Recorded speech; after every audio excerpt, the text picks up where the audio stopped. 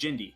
Following a symphony of bad luck, you have found yourself aboard the Sea Keg, named most likely jokingly and spitefully by the first sailors unfortunate enough to have to cram aboard it. But joke or not, it's now the name that's painted on the side of the bow. It's about 30 paces from bow to stern, and you've been aboard as interim captain for about a day and a half. Right now, you are standing below deck, watching as water from a 2-inch hole in the hull pours in and puddles in the floor. A crew member you had instructed to fix it an hour before, a drow female named Kip, is slouched over on a stool, asleep with an empty flagon of ale.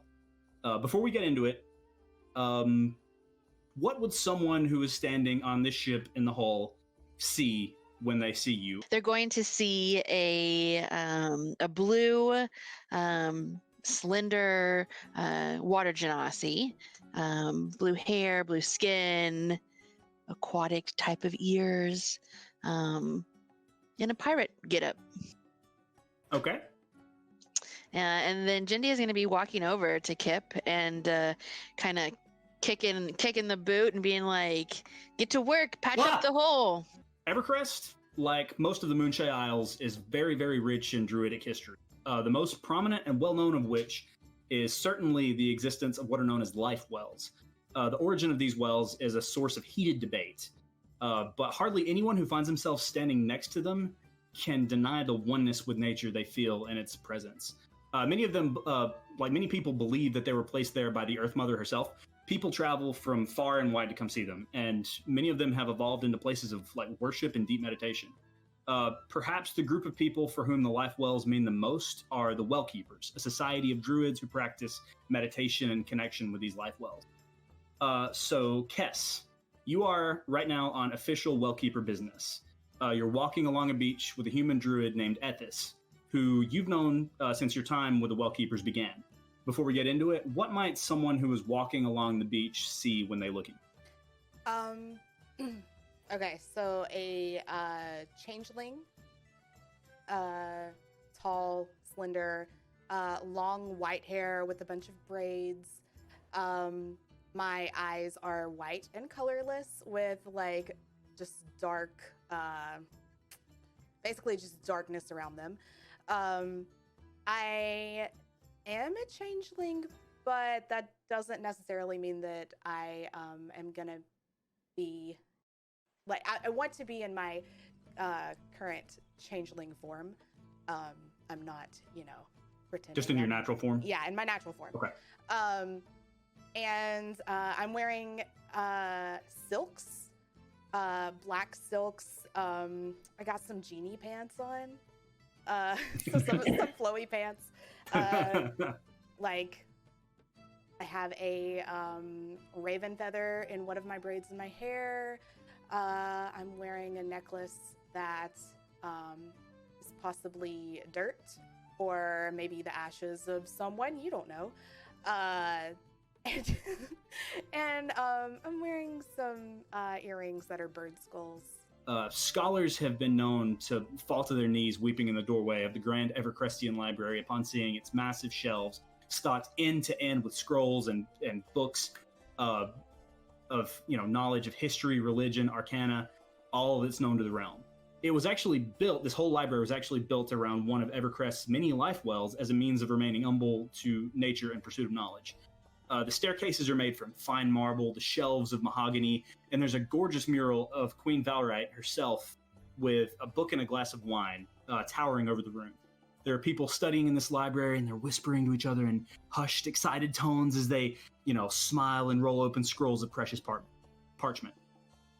So, Dorf, you have found yourself here, swallowed by this massive, swanky library in a land previously unexplored by you in pursuit of knowledge.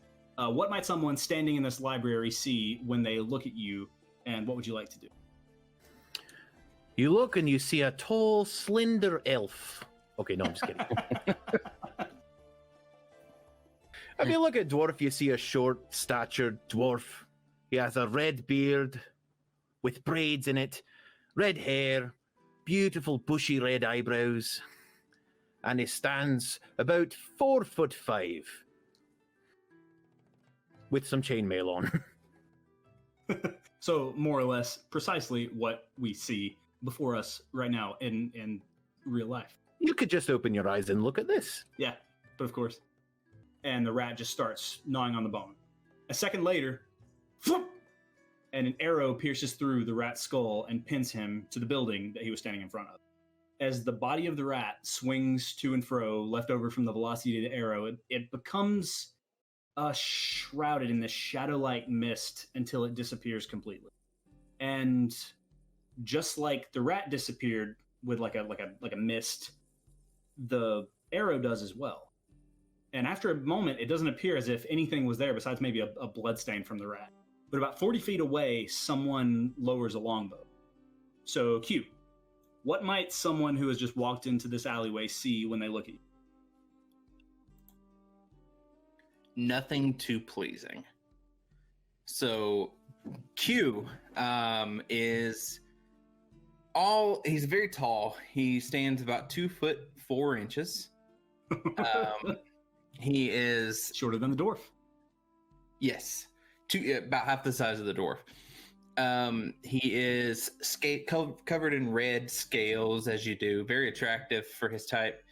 Like a bright crimson kind of, but a little burnt red. He's wearing leather covered scale mail armor with like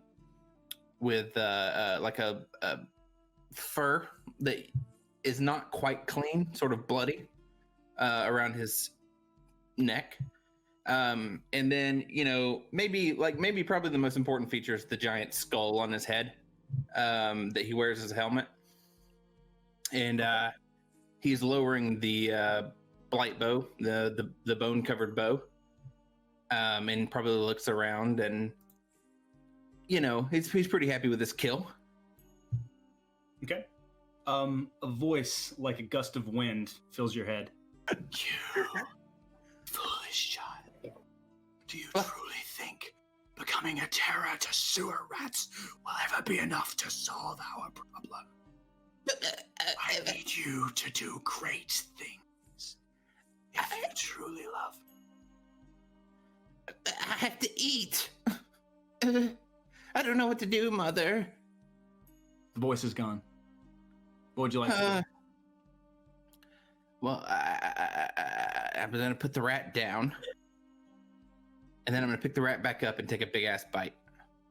Pretty much anywhere there's a dock next to water, merchants will be found and heard like barking prices to passersby, as well as like arguing and fighting with competitors over who has the right to set up shop, right in that particular spot.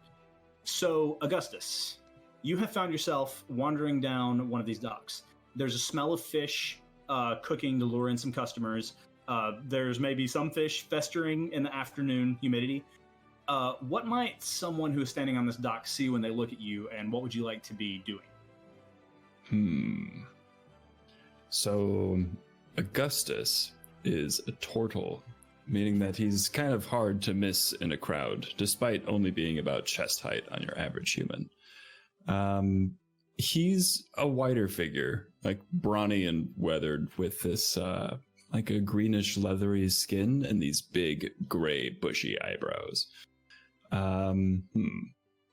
His what have you been doing right now?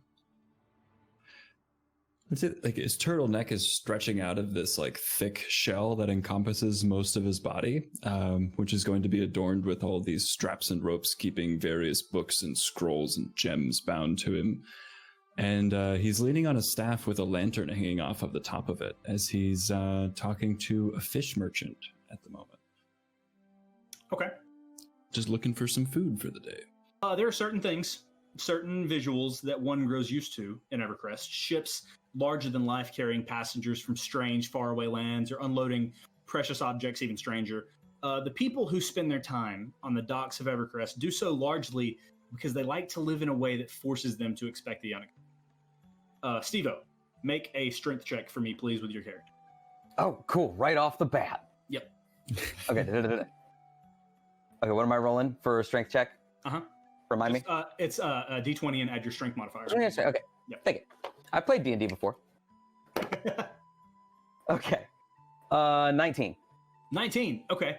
You are not breaking a sweat, but we'll get to that in a second.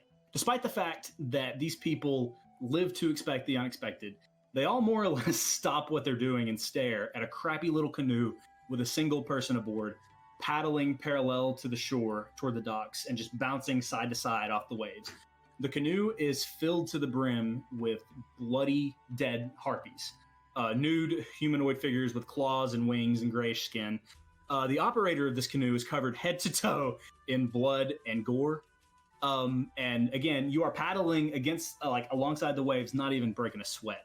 And as the boat floats closer to the dock, Pearce, please describe what someone standing on the dock might see as they look underneath and see the horror that you're covered in. So if you can look past the horror, you'll see a different horror of a person, I would say roughly normal human stature, with a lanky but not muscleless body. Some might say wiety. Pearce has blue eyes, a mask across his face with a splotch on it that might be blood, it might be paint, and a long leather duster and a tri-corner hat, as if to say, the British done came. So the hair that you can make out from underneath the hat is blue, because all the cool kids have blue hair. Tear. And as you said, covered in filth, and doesn't look like he minds it. Okay. So as you're sitting there, just kind of like beneath the dock, as the weight kind of bounces up and down on you, there's a tiefling man who you know is Pim, and he's actually the person who hired you to take care of the harpies in the first place, because these harpies had taken out a ship just north of you. And he stares at you from the dock above with his arms just crossed. When I said for you to bring me proof that they had been taken care of, this is not what I had in mind. Well, then you need to be more specific. I start pulling bodies off the boat, laying them at his feet. No, stop what you're doing. I will dispose of the bodies, but it's going to be a bit off the top. What kind of bit off the top? And he gives you, let's see, how much did I say he gave you? He gives you 25 gold, and you remember distinctly he was going to give you 40 gold. Okay. So, I'm no mathematician, Pim, but the percentage off the top is going to be a bit off the top for disposal. This is no small inconvenience to it. Well, it was no small inconvenience to me to have to go kill these effing things. So why don't I help you dispose of them and you give me the full cut? Make a persuasion check. Okay.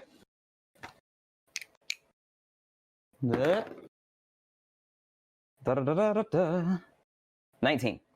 19. Okay. Pim just sort of, hey, I haven't got time for this. I will get someone else to do it. And he just, he gives you the other 15 gold that you were owed. And he just starts, I'm taking the canoe. You would know that it wasn't your canoe to begin with.